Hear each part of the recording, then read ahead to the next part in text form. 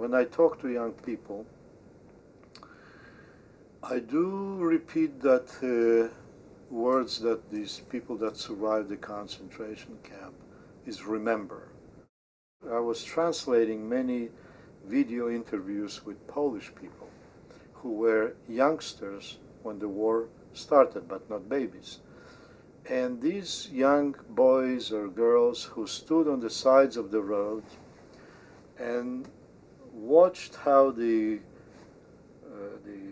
groups of Jews were marched to their executions in the forests or in the Jewish cemeteries. These Jews were so desperate that they were yelling to these Catholic boys and girls on the sides of the road who watched them. They were saying, pray to Jesus to save us. But on top of that, they were saying, remember, remember what you see, remember, don't forget. And when I put these two things together, from these boys on the sides of the road and from these broken people that came to my apartment, remember became my leitmotif. So that's what I'm dedicating my life to. I want the Polish people to remember. I want the Jewish people to remember. I would like the American Jews to learn a little bit more about this word.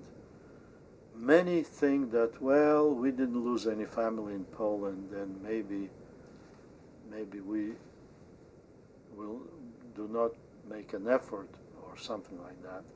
Maybe my words are not well spoken, but I wanted to tell everyone that they left somebody behind, even though all their parents came, they still left cousins or second cousins or some family who perished, and that they need to be open and not see Poland as a land of a massive grave.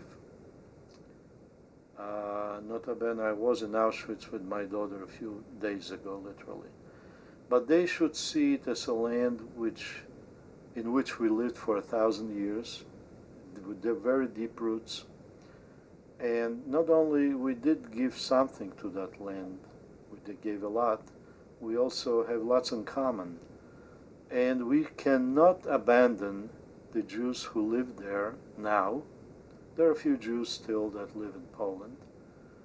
I don't know whether it's 5,000 or 10,000, it's irrelevant, they are. But we also cannot leave our memories there, our dead, alone. We cannot say, I will never go to Poland, because that should not be allowed in our morality, because we need to take care of that land, because that's where our forefathers and our families lie.